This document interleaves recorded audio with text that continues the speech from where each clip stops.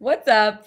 Happy Wednesday, guys. Thanksgiving is tomorrow. So much to be thankful for. And guess what? We get to start the show with our friend Brian Scalabrine. Brian, how are you? I'm doing well. And it's a great night in the NBA on Wednesday because they don't play on Thanksgiving. Everyone sits around and watches football, but it's a great NBA night tonight. Yes, I'm so excited. We're so excited to have you on. So much to be thankful for heading into tomorrow. So before we get into the show, I want to go with both of you guys. Something you're thankful for. Jared, you go first. Oh, I'm thankful for this amazing life that we get to lead, which is basically to wake up every day, talk about and bet on sports. I mean, to me, I'm super thankful. I'm basic. I'm thankful for my family. I'm thankful for my friends. I'm thankful for you guys, and I'm thankful for my job. I'll just be really basic about it. I love it, Ryan. Question, Lauren. Yeah, the job. Like, I need those checks to continue to clear. What else would I be thankful for? I can handle the rest of it. As long as I have a job, I'm good to go. So thankful for sure, the opportunity. And I have like a lot of different jobs, and they're all talking about something I love so much, which is the best. Yeah. Absolutely. We're so excited to have you on. So full slate of things for the show today. We got NBA picks with Brian Scalabrine. We have some Thanksgiving football picks for tomorrow, 3 big games, NHL ice picks. We also are taking it over the pond and having some kick picks with Jared, with teams that sometimes I struggle pronouncing the names. But Jared, you got my back on that. I got you. And we can't end without our best bets and Pickswise 3-star play of the day. So without further ado, let's get right into it. NBA talk with Brian Scalabrine. Brian, first of all, we're a few weeks into the season now. Biggest surprises for you or biggest trends that you've noticed so far watching some of these teams? Yes, surprises. The Washington Wizards are a big surprise to me. Not – like you knew they had like decent NBA players. It's how good they are defensively. Wes Unseld Jr. has done an amazing job with this team. So like you should look at that team now and I love their versatility. They have a bunch of different ways to play. They can be big and block shots. They can be versatile and switch on the perimeter. So I really like this team. And it's not just like the Brad Beal show, which we probably kind of predicted it would be. No, they're getting contributions from guys throughout. I'm not personally surprised by the Lakers and their struggles. I thought I was one of those guys that thought it wasn't going to work.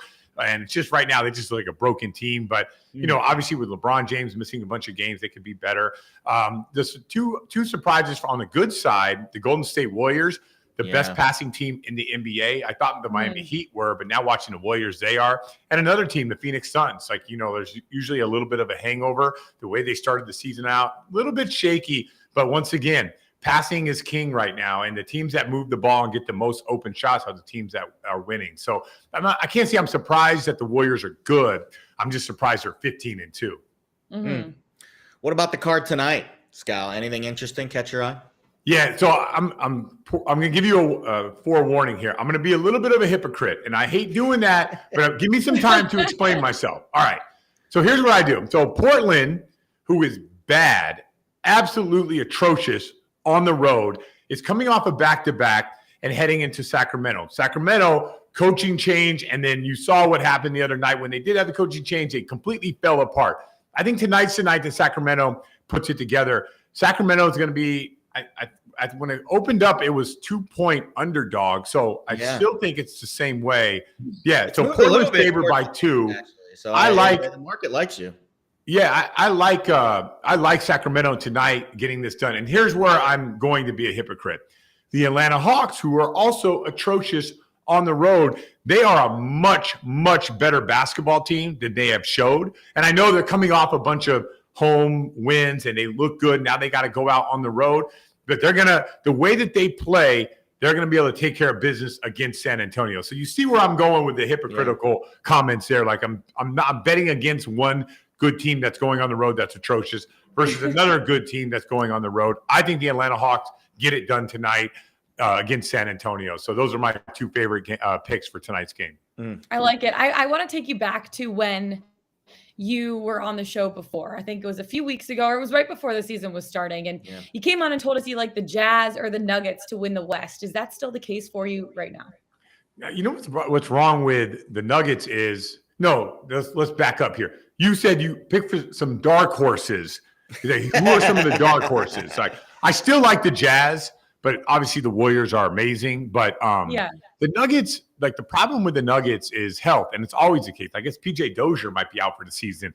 We don't know what's going on with Jamal Murray. Michael Porter Jr.'s back is a situation. I'm not a really big fan of Michael Porter Jr., but when you are a small market, you can't have injuries. You have everybody, all those like base hits have to turn into doubles, triples, or even home runs. You're like, if you get a strikeout when you're small market on one of your big players, it's tough. So I do like if the Nuggets can put it together. Jamal Murray can come back. If Michael Porter Jr. can figure out this back situation, I do like him as a dark horse. But right now, to me, I like the Warriors with Klay Thompson coming back. I think that they could be a good team.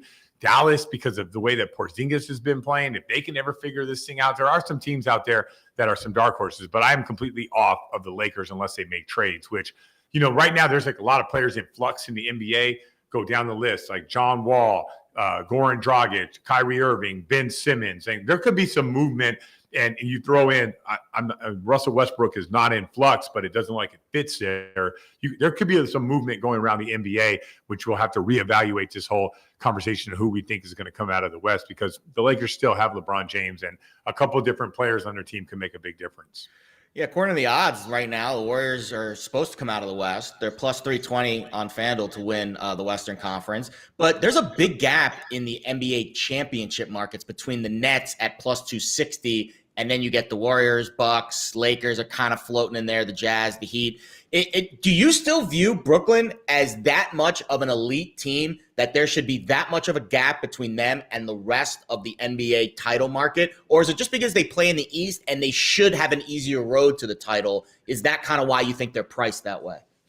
Yeah, so I think they're priced that way because of Kevin Durant. And usually, like historically speaking, you look at the best player usually wins a championship. But I would say, look, once again, they have a $36 million salary slot that's not being used. So the Brooklyn Nets are not going to win a championship with their current team as constructed. But we all know that Sean Marks is going to make a move, or they're going to figure out the Kyrie, or Kyrie's going to take the vaccine, or whatever happens one way or another. This is not going to be the final product. Joseph Tsai is not going to go $180 million of payroll to put a team that he knows can't win a championship. But I think people are predicting that they'll make that difference. And Kevin Durant is still the best player in the NBA right now. But as constructed right now, I would pick the Heat or Milwaukee to beat Brooklyn if all teams were healthy, minus Kyrie Irving because of the shot and the vaccine. So I would take both those teams. They're bigger, they're stronger, they're more physical, they move the ball better. All those things to me could counteract the greatness of Kevin Durant. You talked about the not the MVP race, the Golden State Warriors. And I remember you saying that you liked Steph Curry to win the MVP. Well, he's gone from 8-1 odds to now 2-1 odds. Wow. Does Curry lead the Warriors to another finals championship this year? And does he win MVP? So two separate conversations. One, I think he's going to win MVP. He has such the personality, the right mindset to do it, and the media loves him. And two, when you watch him play, and the Warriors are now operating out of two guys guarding a guy 35 feet from the basket that might not even have the ball. And they're running offenses off of Steph Curry and taking advantage of it. And the biggest thing is people are talking about that, and the NBA is talking about that. So I think all the numbers will point towards Steph Curry. So I do think that he's going to end up winning the MVP. And then as far as winning it all, you got to see how they are with Klay Thompson comes back. And this would be unprecedented. They have Wiseman, who we don't know how he's going to impact the game this year. You have Kuminga, another high draft pick. We have no idea. You have Wiggins, who was kind of a throw-in on a trade-in, is he good enough? So you have all these players who are not good enough, and you have a bunch of players who are good enough. So the question is, are the Warriors going to get some contributions from some of the guys right now? Now, Wiggins has been playing really well, but are they going to get contributions from Jonathan Kuminga or Wiseman, or even Moses Moody? They're doing a great job with Gary Payton's the second, Jordan Poole. They're doing a great job with guys that they have had their hands on for a couple of years. But to win a championship, I think you've got to have all hands on deck. And I'm curious on when Klay Thompson comes back, with Wiseman, can he figure it out? Can he play championship level basketball, at a young age? And he really hasn't played that much basketball. It's only a couple games in Memphis, got hurt last year. Now all of a sudden he's going to be a championship center. I don't know how that's going to work. So I don't love the Warriors to win it all with their current roster as constructed, but it'll be interesting if they feel like they can win it all, if they make a move, it may be a short-term move and sell for the long term. in the MVP race, you're not going to get a really good price on Steph Curry for the rest of the season. I'm looking at the handle now on MGM. Over 50% of the handle is on Steph Curry to win the MVP, which means everybody's betting it, which means unless he gets hurt, which obviously, good luck predicting that, the number on Steph Curry is only going to go in one direction for the rest of the season. So that if you do like Steph to win the MVP, I would bet it as soon as possible because, again, I think. And if you're already holding one of those tickets, you're feeling really good. Speaking of these awards, which I think are fascinating, Scal, because it is super subjective, but the odds do kind of tell you a story. They kind of paint the picture. Miles Bridges has gone from 100-1 to now plus basically 3-1, 250, 350, depending on where you do your shopping, to win the most improved player. He's tied with Ja Morant kind of as like the favorite right now. And it's kind of weird because Miles Bridges is not a top 5 pick. He's not a guy that you would expect, Ja Morant to be on the most improved list, but Miles Bridges is. If you had to handicap that race right now between Bridges and Morant to win most improved player, how would you break that down? Yeah. So if you're trying to get a winner here, yeah, I think you'd have to lean towards Ja Morant because he's the bigger name, the more exciting, player that people think that he's going to become an MVP one day. So I think when a media writer is going to sit down and write down who they think is going to win, I think they'd want to have more favor with Ja Morant. Sure. Even though, like, when you watch Miles Bridges and what he was last year to this year, I feel like he's taken a bigger jump. Like, Ja Morant was the second pick. Everyone's saying he's probably the best player in the draft. Like, he's almost kind of supposed to make this jump, where Miles Bridges, from where he was to where he is right now, like, maybe it's like a more unheard of. Like, if you go to the beginning and the odd, you said Miles Bridges was 300-1. So to me personally, that has more of a feel of a most improved, but a very subjective award. And sometimes media people are just like writing down a name so they can get access to an athlete. And people want more access with Ja Morant than they do with Miles Bridges. True. Interesting point.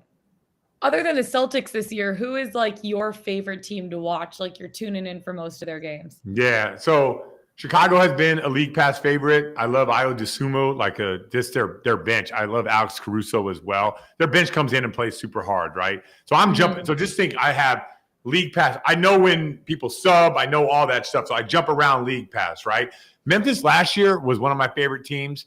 I don't like the way they defend this year. I think they could be a much better team. Charlotte is always fun to watch when LaMelo Ball is in. When LaMelo Ball is in, they're an exciting team. So I really like watching those guys. I always watch Jokic. I think Jokic is one of the most impactful players in the NBA. Doesn't get necessarily the credit he deserves from his players, but the media knows like Jokic is an incredible player. So I kind of jump around with that. Have been off the Lakers. Like I don't like, you won't let your kids watch rated R movies because you don't want them to end up being like, I don't let my son watch the Lakers play because I don't want him to turn into a bad basketball player. So it's really important for me. It's like he can watch PBS and not the Lakers. And if he's doing that, I feel like he's going to end up a good person in our society. And I don't feel like I'm ever have to bail him out of jail or anything like that. But you start watching the Lakers and the way that they play, it can lead to really bad behavior. Yeah. Speaking of interesting behavior, the way that the Sixers have handled this Ben Simmons situation, I think is fascinating. How do you see that playing out? I think everything's going down. You can't trade free agents until after December 15th. So if I signed a guy last year on my team, I can't trade him until December 15th. I think between December 15th and January 15th, I think there's going to be a ton of movement in the NBA. Wow. So like right now, it's really difficult to even piece together a trade that makes sense with Ben Simmons. But after that date, then all of a sudden you're going to start seeing the floodgates open. About 3 weeks. Maybe the saga is finally ending. That's only 3 weeks away. Yeah. I mean, but it doesn't mean it's going to happen on that day. I'm saying like within the next, like from December 15th to January 15th, I think everything will start to go. And once one trade happens, other people start doing the same thing. Remember, it's like now Daryl Morey would probably sit on Ben Simmons for the entire year, and he said that. But once you see these other teams making moves, all of a sudden people are like, all right, you know what? Enough is enough. Let's get Ben Simmons moved out of here. So the follow-up I have is, what do the Sixers need to get back from Ben in order to turn themselves into a championship contender? That's the question. Probably can they make a trade that gets enough back? Like, okay, look at Sacramento right now. Like, De'Aaron Fox is not playing at a high level right now. De'Aaron Fox at the beginning of the year was like, Sacramento's like, no way we're doing it. Maybe De'Aaron Fox. Well, they just fired their head coach, right? Yeah, so maybe De'Aaron Fox and Harrison Barnes. That would make you a better chance of winning a championship. That would turn some heads. Yeah, just throwing some names out there. Like, maybe CJ McCollum in Portland. Like, a guy that can shoot. Remember, you already have the guy. You have Joel Embiid. You just need more shooting around him. So it's a guy could play pick and roll. And, you're going to give up a little bit defensively, but they've been really good this season on the defensive end, even without Ben Simmons, who is a freak of nature that side of the ball. So if I didn't have Joel Embiid, it'd be a different conversation, but I got Embiid. So I just got to find guys that could fit in with him. And there's a lot of NBA players out there that would like to play with Joel Embiid and get 5, 6, 7 open threes a game because of him. I know I would. Totally. I agree with you on that. Final thoughts from you before we wrap up some NBA chat for today. Things to look forward to or look for over the next few weeks here heading into December. Yeah, I think now is the time where we start looking at pretenders, like where we beginning first 2 weeks, who's for real, who's not. So there's a little bit of that going on in the Eastern Conference. Like, do we believe in the Cleveland Cavaliers if they get healthy? Why is Atlanta sitting outside the top 10? They're going to figure out a way to get up there. So I think in the next 2 weeks, we'll see some of the pretenders to start falling off and everything will get, settled in. And then out West, just keep your eye on the Lakers. I just watched LeBron James and Russell Westbrook play. Didn't make eye contact. I made more eye contact with you guys on this show and more communication with you guys on this show than LeBron and Westbrook had an entire game. And that's not a good thing. That's when you're LeBron James and you're the smartest player to ever play this game. I think advice would be a good thing to your other player. They're not doing that. So keep your eye out on the Lakers. Who's he more frustrated with, J.R. Smith or Russell Westbrook? I think he'd take J.R. Smith right now over Westbrook, personally. Oh, my God. Last thoughts. Actually, what brings up one more question. Your thoughts on the Isaiah Stewart, LeBron James little debacle in Detroit the other day? Yeah, when you draw blood, and we all, I don't know if everyone's been there, but we've all athletes have been there. When you see blood, you go nuts. Like I'm not going that nuts, but here's another one. Like, everyone's saying LeBron doesn't want that smoke. I'm just guessing that LeBron, after all, like as big as he is and strong as he is, I'm not sure LeBron James is afraid of anybody, even though Isaiah Stewart was going crazy. But I'm not. The whole fighting element in the NBA is kind of lost. I really believe Isaiah Stewart would run at LeBron a million miles an hour, and LeBron would just move like 2 inches to avoid a punch, and it wasn't going to end well for either one of those guys. On the planet, like, I'm sure he could figure out. Right? They're all fighting each other these days, right? They're doing the celebrity boxing. Everyone's fighting each other these days, Gal. We want to make love, not war. Yeah, I'm not sure LeBron's afraid of anybody. I'm just saying. Oh, Scal, it's been such a pleasure having you on. Thanks so much for taking the time, and hope you have a great Thanksgiving with your family. Thank you. Awesome. Loved it. Love it. Love the NBA chat, Jared. Love it so much. Tremendous. All right, let's move from NBA to NFL because obviously tomorrow we have Turkey Day, right? But on top of Turkey Day, we also have 3 big football games going on that I put together into a Turkey Day Jabarlay. Yes, there's a play on words there for you guys. But before I get to that, give me a couple of your NFL bets tomorrow because we're going to be eating a lot of food, sitting our booties on the couch, and just watching football all day. All that. Give me all of that smoke. All right, so I have give me all that Turkey Day smoke. Give me it all.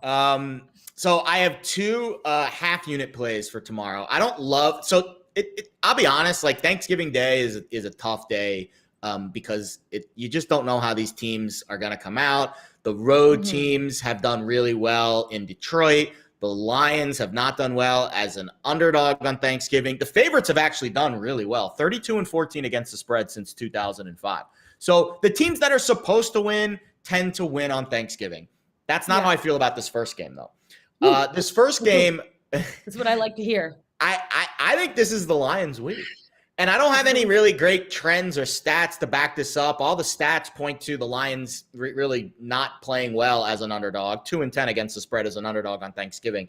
But I just feel like with the Bears situation, they fired Matt Nagy, and then if Matt Nagy just maybe didn't get the message, he like George Costanza'd himself. He's still coaching tomorrow, isn't he? I know, but they said there was a report that came out yesterday that said it was going to be his last game.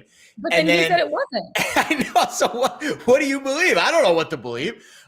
So I don't know if it's Matt Nagy's last game. I don't know if he's gonna get fired they're gonna hand him like a Thanksgiving to-go box and say goodbye after the game. Like, I have no idea. But here's what I do know. They were really bad against the Ravens team last week. That was really bad on defense coming in, and they couldn't beat the Ravens without Lamar Jackson. That does not bode well, because I think the Lions are still a team that fights for their head coach. So I took 3 in the hook right as the Goff news broke. You're going to get 3 now. I don't think that's a bad play. My favorite of the 2 bets that I'm on tomorrow is the under in the Raiders and Cowboys game. So the Cowboys are without Amari Cooper. They're without CeeDee Lamb. The Raiders have really been on the struggle bus since coming off the bye. They're on a mental... 15, 13, and 12 or something that they've scored in the last 3 games or something? 3 games since the bye. They're 0-3. They've scored 43 points against the Giants, Chiefs, and Bengals. Not ideal. Not good. So I'm fading offense in this game. I've seen this total drop from 54 down to 51. We've talked about this before. Most landed on total in the NFL over the last 5 years is 51. I think if it stays at 51, I like the under. At 50.5, I like the under less. But I only play totals to a half unit anyways because I've been brutal with totals. In the final game, I think Josh Allen comes out and shows you why he's an MVP candidate. But I don't have a play on that game because the lines move too much. So my 2 plays for Thanksgiving, Lions +3. And the under in the Raiders and the Cowboys. I like it, and I really love your Lions +3. So I made a Turkey Day Jabbarlay. I'm doing all 3 games, the winner of each game, and I'm doing all of them. I'm doing all of them against the spread. So Lions, I have +3 against the Bears. Cowboys laying 7.5 against the Raiders, and Bills laying 5.5. I liked it a little bit better them laying 4, but you know what? I'm going to be bold and take them at 5.5 against the Saints. It's valued at $5.95 on FanDuel. And let me tell you why. Here's the thing. You go, I don't really have any reasoning or anything for the Lions. I do. Jared Goff is playing and Justin Fields is not playing for the Bears. I don't trust Andy Dalton at all. No offense, Andy, if you're watching this, my friend, but I don't think he is. But here's the thing. It's like, I don't think the Lions are as bad as their record shows. They've kept it tight in quite a few games this season. I mean, I'm taking you back to the Justin Tucker 66-yard field goal. They lost again at a 55-yard field goal. They lost. I mean, I look at the Fox play of the week. What was it against the Steelers? It was like it was a fumble to save the tie was the play of the game. But it's just like They've covered a lot of games. Exactly. And I don't know. Chicago is banged up right now. In addition to Fields, Allen Robinson, a question mark with a lingering hamstring, and their defense is in rough shape. I was looking the other day, and Fox put up a graphic on Sunday with a wide open NFC playoff picture. It included 14 teams. Every NFC team but the Bears and the Lions. So kind of mean, actually. I know it is kind of mean, but I mean, they are the 2 worst teams in the NFC right now. So you look at it and it's like, this is a battle of teams that maybe aren't necessarily great, but I trust Jared Goff in a game like this. I look at the 6 of the last 7, the Bears have won against the Lions, including 3 in a row against Detroit. What you would say is a bounce back spot. This is a bounce back spot from the entire freaking season that the Lions have been having so far. Remember though, the road favorites are 10-2 visiting Detroit on Thanksgiving. Ford Field has kind of been like a warm welcome home. Here's a turkey leg. Here's a football win. But Jared Goff is starting. This is the week. They're getting their first official win of the season. Wow. Should have put the money line in there.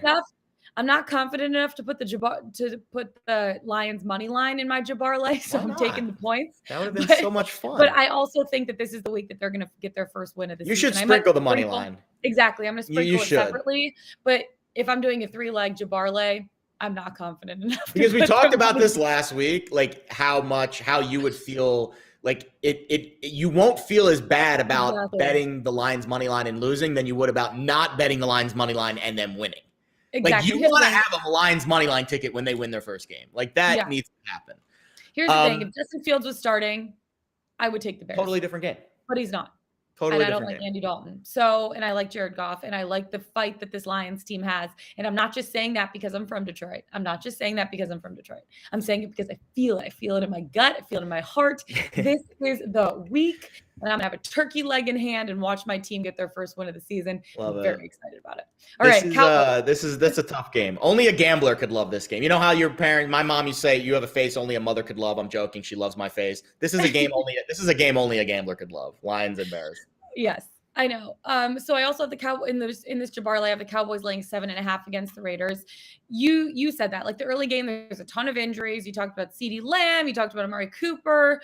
That leaves Michael Gallup and Cedric Wilson as the top receivers. But I look at a game like this. We know the favorites of a touchdown or more on Thanksgiving are 16-3 against the spread. We also know the road dogs coming off of a multi-game homestand. Follow this. The road Thursday dogs coming off of a multi-game homestand like the Raiders are 15-30 against the spread. I know, right? I like the Cowboys, but with all their injuries, for me, this pick is a little bit more of a lean than a bet. You know what I mean? But with the Raiders, everything that they've dealt with off the field, you talked about their last 3 weeks. They've only scored 41 points total, you said? 43. I think it was like they've scored like 16 points, 14 points, and 13 points against the Giants, Chiefs, and Bengals. So they're just not, their offense isn't clicking right now. Their defense hasn't really been that great. After last week, we kind of see, I don't know if they're going to be able to bounce back from what they've had to deal with off the field this season. And I like the Cowboys. I don't know. 6 points, I think I would like to take it with the Cowboys laying closer to 6, but you know what? I'm taking them 7.5, and I feel good about them. I like them to cover in this game. Gary in the chat is wondering if the Raiders lost their mojo for the rest of the season. Exactly. I think they do it. It's a mental thing. Physically, they're fine, but they lost their head coach and their top 2 first-round picks from last year. Mm-hmm. Eventually, over time, that will take its toll, and it has. Yeah. It's clearly taken its toll. Absolutely. And then I also like the Bills laying 4 in this one, or not 4. Now it's 5.5. I think did it open at 4, Jared? It's moved to it's almost like 7 now. Oh, I got it at 5.5 when I. Yeah, no, I mean you bet it when you bet it, but I'm seeing 6.5, so it's moving, and I wouldn't play it if it gets to 7. Yeah, 6.5 is still okay though. Well, it's actually it's a good teaser spot with Buffalo now that it's 6.5 because the total's relatively low. Yeah, for me, the Bills have had some ugly losses. Jags, Colts, lost 3 of the last 5. They've been kind of that all or nothing team for me this season, right? When they're bad, they're really bad, but when they're good, they've been great. All 6 of their wins have come by 15 points or more. So when they do get it going and flowing, they're playing really well. Ooh. I think this Sunday was rough for the Bills, but it also felt like one of those games where, everything goes wrong. Turnovers piled up, and we saw what happened. The NFL season is long. It's a hard season. Sometimes it feels like the field is slanted against you. And that was this Sunday for the Bills, but it doesn't mean that they're a bad team, right? We all have an off week at sometimes. They're still one of the top teams in the AFC. The defense has been elite outside of the Colts letdown.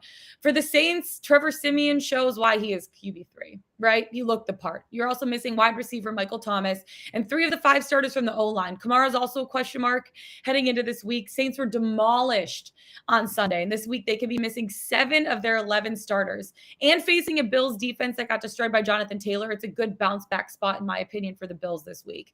So I love the Bills in the spot. The Colts loss was a wake up call for them. I think I would still take them laying 7. I would. Here's what I like better in this game. I think laying 7, the line's getting really stretched. But so the thing I've noticed about Josh Allen is when the lights are bright, prime time, big games, that's when his legs become a factor. We saw it against the Chiefs. We've seen him in other big spots. Another dude. I mean, he's unbelievable. So I think him to score a touchdown, rushing props. I don't love giving out props. I don't love playing props. Other than Prop Bet Guy, I've had really bad season with props. Thanks to Prop Bet Guy for keeping me afloat with the prop market. But this is a Josh Allen game, left, right, and center. I think he's going to show you why he's the MVP race. All the odds makers we talked to this week, the biggest takeaway for them is how there hasn't been like one player that's like really stepped forward to win the MVP. It's always been like one guy takes a step forward and then he takes a step back. And then, Brady takes a step forward and then he throws 2 picks in the first quarter against Washington. Josh Allen, boom, loses to Jags. Lamar Jackson, who knows, what his status is. I mean, it's just everyone's kind of in flux right now. Kyler Murray's missed a couple games. Dak Prescott, they've lost and he's missed a game. So there is no favorite to win the MVP. This is a spot for Josh Allen where he can show you that he's the MVP. And let's go, baby. Let's go. I would say that's where I like in this game. And, trends on Thanksgiving are fascinating.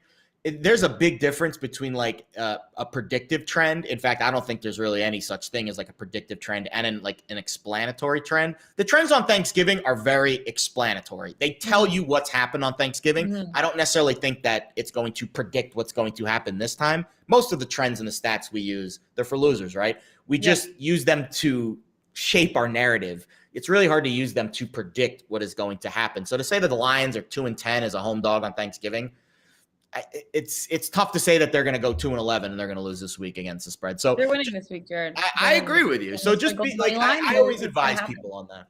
Yeah. So again, recapping my Turkey Day parlay, we have the Lions in the points, Cowboys laying 7.5, Bills laying 5.5, valued at $5.95 on FanDuel. It's going to hit tomorrow, so make sure to play that. Quick plug to my Turkey Day parlay. Chad is wondering about the Lions Bears under at 41.5. It's low for me. Yeah, it's low for me. It's dropped from 45. I would go over. It's dropped too much. I would think now that Jared Goff is playing, agreed. I like the over a little bit more than what's his face Boyle playing. What's his face? Tim. He's a human. He has a soul. He has a name. Sorry, Tim. I'm sorry. Tim's hurting right now. He was hoping to start on Thanksgiving, but I'm glad that we get the other Jared instead. Yeah. The athletic Jared. No offense. Just kidding. He's more athletic than he's definitely more I've had like 2 athletic cups of coffee and I'm like on one. He was number one pick in the draft. I really can't argue with that. All right, from there we're going to the NHL. So we're each giving out a pick tonight. There's a lot of NHL games going on. Yeah. Let's talk about the Florida Panthers for a second. They started the season at plus 2,500 to win the cup, and is now plus 800. So 25-1 have moved to 8-1 odds. Is this a Panthers team finally a contender? And if yes, what price would you wait for and put a future on them? I mean, I think the price now is where it's going to kind of be for the rest of the year. You missed the big moves. So I forget what price I bought in on them at. Let me go look at my spreadsheet here, because we did give out them. We did give them out on this show in the futures market. We gave out them in Carolina a few weeks ago. On November 4th, I gave out Panthers 10-1, Hurricanes 16-1, and I bought quarter units on each.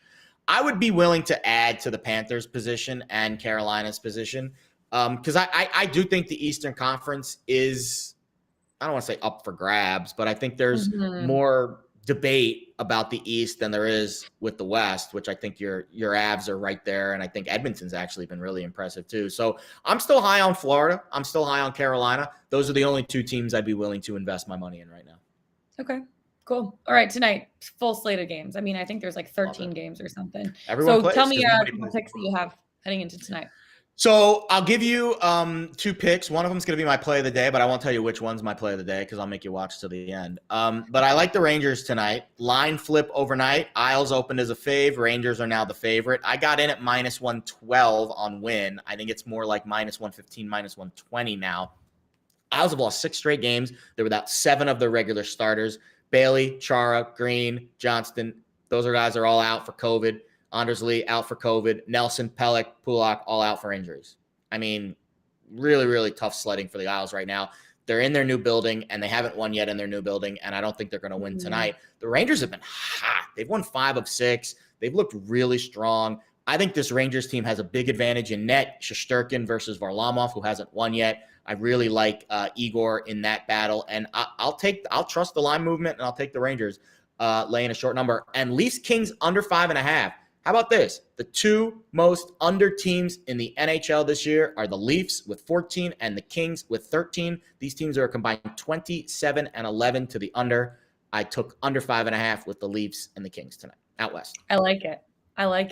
I'm heading out to Boston, not talking about the Celtics, but I am talking about the Boston Bruins puck line plus 120 against the Buffalo Sabres. Boston looks for a win after winning 6 of their last 9 games. Now, the Buffalo Sabres look to snap a 3-game losing streak. The Sabres have been the Sabres this season, basically. I look at the Bruins. They're averaging 3 goals per game, scoring on a little over 21% of their power play opportunities, which is pretty good. And defensively, the Bruins are allowing less than 3 goals a game. They're killing basically 85% of their penalty kills. And it's been a pretty good season for them so far. The Sabres, not so much. They're doing what they did last season. They're just not very good. They're just not very good. I look at the Bruins in terms of stats: 4-0 in their last 4 against Eastern Conference opponents, 8-2 in their last 10 games as a favorite. So I'm liking that. The Sabres are 1-4 in their last 5 home games, 16-42 in their last 58 overall, 16-42. That's not good. That's a large sample size, and that's not very good. The Bruins are heating up. The Sabres are looking more and more like the Sabres. So when I look at two teams heading in completely different directions and the head-to-head numbers, they don't really help the Sabres here. The only way to go is towards the Bruins, and I'm taking them not just money line, but puck line. I think they have enough firepower up front that they're going to be able to win by 2 or more goals. I like the value at plus, I think I said, what did I say, 112? No, plus 120. So I'm taking the Bruins in this one. And also my play of the day is a hockey pick too, but I'm going to wait again till the end of the show to share that one. I wonder who I'm betting on. Colorado Avalanche. So you're going to wait till the end of the show and then you just gave it away. I know, but you know what? I'm not telling my bet yet. So before we get to our best bets of the day, let's head over the pond for a second, talk a little Champions League because you loved it last night.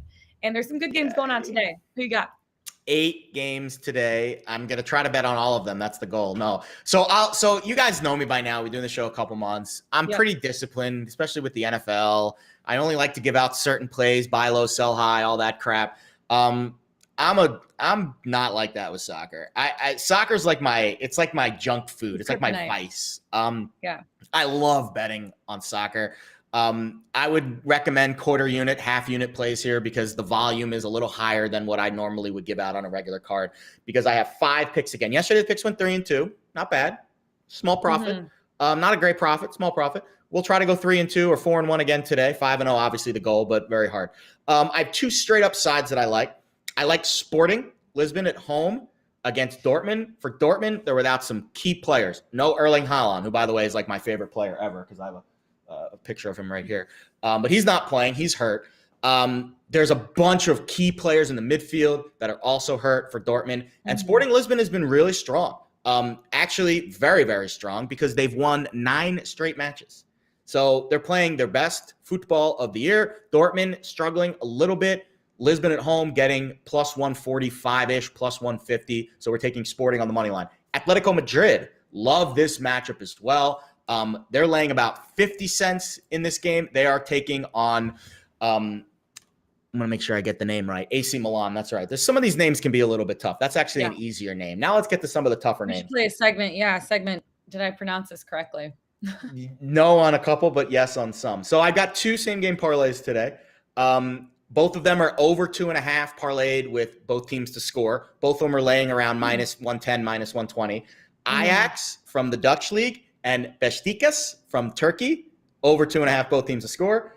Bruges from Belgium and Leipzig from Germany, over 2.5 both teams to score. And I got a question about a parlay yesterday. I don't give out a ton of parlays because they're not great bets, but you know what?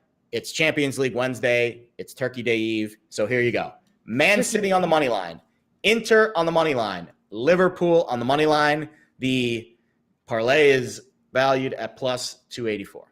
Have fun. Good luck. Don't go crazy because it's a lot of picks. But best of luck over the pond. Freaking love the Champions League. I love the Champions League. Loves the Champions League. Speaking of, well, not speaking of, it's a completely different topic. Pickswise 3-star play of the day. Speaking of Champions League, the Pickswise 3-star play of the day. Maybe, but I was like, maybe if there is a Champions League 3-star play of the day, that leads into it perfectly.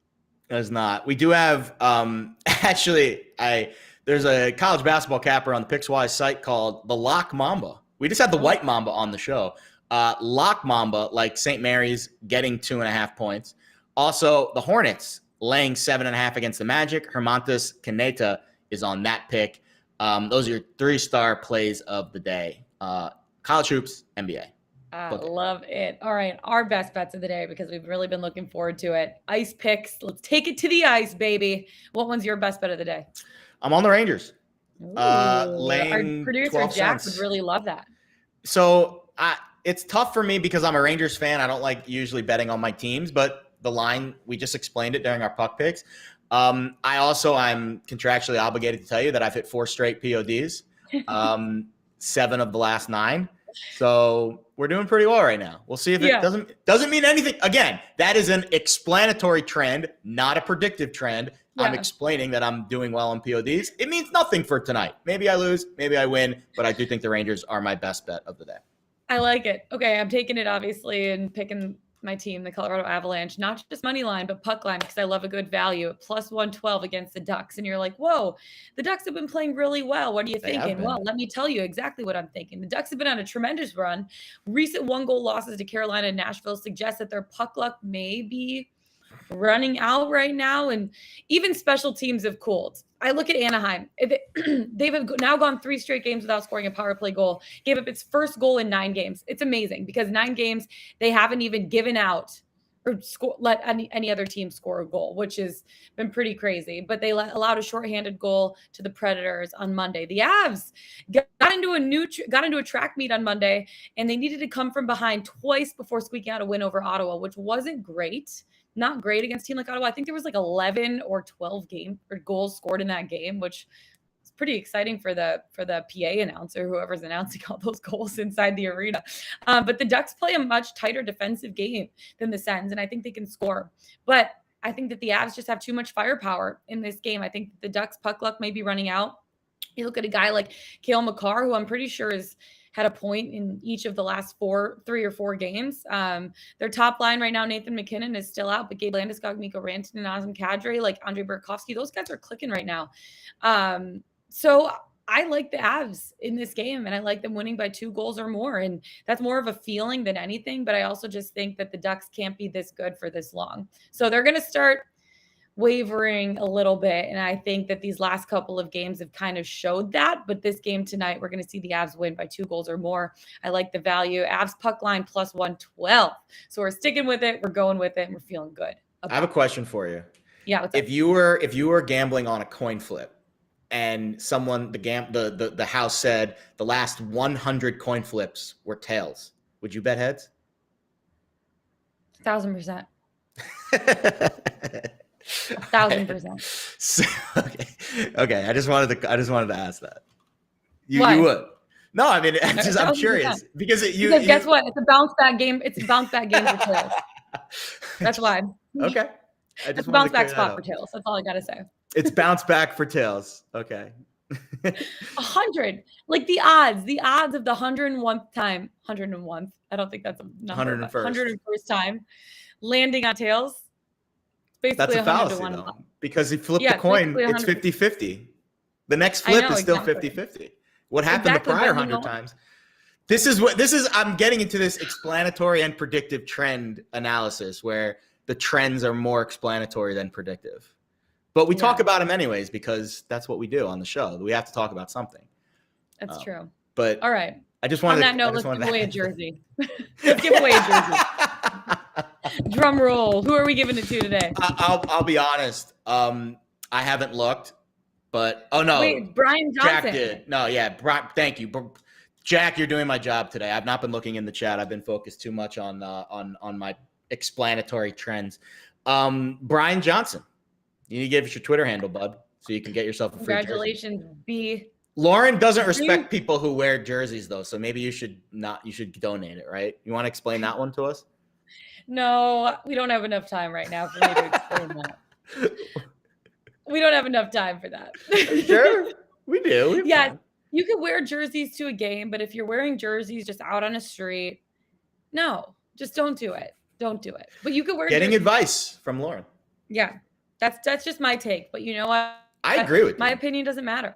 That's not true. That's not true. Your opinion matters. Your opinion matters. I'm thankful for your opinion. Thank you. I appreciate that. And you're going to be thankful if you tail my Jabbarley tomorrow. And I will be. I am going to tail your Jabbarley tomorrow. Are you tailing it? Of course.